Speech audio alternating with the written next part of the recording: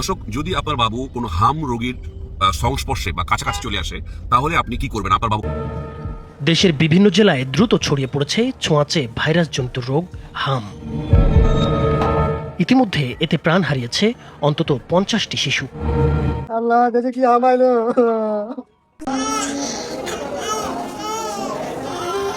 হাম একটা প্রতিরোধযোগ্য রোগ, তবুও আজ এই রোগেই ভরে যাচ্ছে হাসপাতালের ওয়ার্ড। শিশুর কান্না, মায়ের আকুতি আর অসহায় চোখে অপেক্ষা, কখন মিলবে একটা বেড, একটু অক্সিজেন, একটু চিকিৎসা।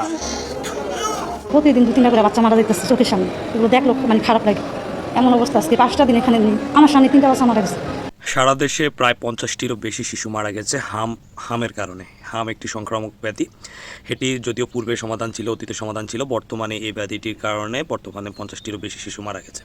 তো আজকের ভিডিওতে আমরা জানবো এই হাম হলে কী করণীয়, কী করলে এর থেকে মুক্তি পাওয়া সম্ভব সে সম্পর্কে আজকের এই ভিডিও। আশা করি সম্পূর্ণ ভিডিওটি দেখবেন, আমাদের সাথে থাকবেন এবং আমাদের চ্যানেলে নতুন হলে সাবস্ক্রাইব করবেন। কথা না বাড়িয়ে সরাসরি চলে যাচ্ছি ভিডিওতে। আসুন দেখে আসি ভিডিওটি।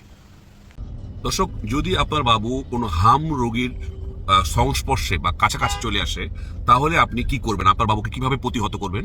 অর্থাৎ যদি কারো কোনো রোগীর সাথে তার কন্ট্যাক্টে চলে আসে তাহলে কি করণীয় আছে আজকের ভিডিও নিয়ে আমি বলতে চাই। আমি একটা আহমেদ নাজমুল আনাম, শিশু কিশোর নবজাতক এবং শিশু হৃদরোগ বিশেষজ্ঞ সহযোগী অধ্যাপক, আপনাদের কাছে হাম বিষয়ে আমার দ্বিতীয় ভিডিও নিয়ে আমি আজকে আপনাদের সামনে হাজির হয়েছি।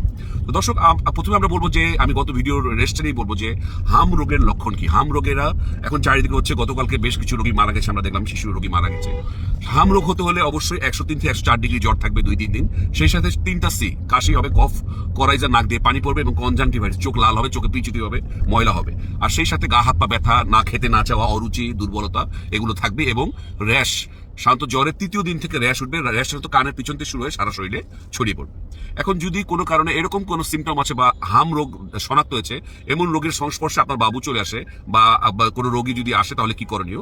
তাহলে আপনাকে, সে যদি ভ্যাকসিন দেওয়া না থেকে থাকে তাহলে আপনি ভ্যাকসিন দিতে পারবেন। MMR ভ্যাকসিন, যেটা বাজারে প্রায়োরিক্স নামে পাওয়া যায়, সেটা সাধারণত 3 দিনের ভিতরে আপনি অ্যাটাচমেন্টে আসার অর্থাৎ কন্ট্যাক্টে আসার 3 দিনের ভিতরে আপনাকে ভ্যাকসিনটা দিতে হবে, না হলে কিন্তু কার্যকরী হবে না। তাহলে যাদের ভ্যাকসিন দেওয়া আছে তাদের দরকার না, কিন্তু যাদের দেওয়া নেই তারা এটা তাদের করতে হবে।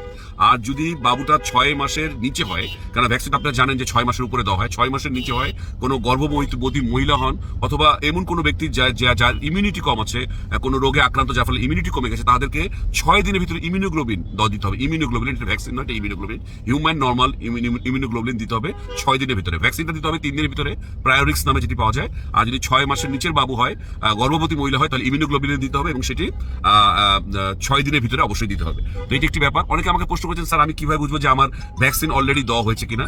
আপনার যে টিকা কার্ড, সরকারি টিকা কার্ড, সেটা আপনি বের করুন এবং এই কার্ডে আপনি খেয়াল করবেন যে টিকার নিচে MR কথাটা, ভ্যাকসিনটা কথাটা লেখা আছে কিনা।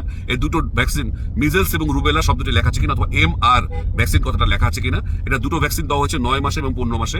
হাম কার্ডে, যেটা আপনার ভ্যাকসিন কার্ড, সেটা নিচের দিকে এই ভ্যাকসিন কথাটা লেখা আছে। সুতরাং আপনি খেয়াল করুন, যদি না দিয়ে থাকেন তাহলে আপনাকে এই ভ্যাকসিন, আপনাকে আমি বলেছি গত ভিডিওতে যে দিয়ে দেওয়াই ভালো। যে কোনো বয়সে যে কেউ, বড়রাও দিতে পারবেন, কারণ late vaccine is better than no vaccine. সুতরাং আমি বলবো ভ্যাকসিন দিয়ে ফেলাটাই ভালো।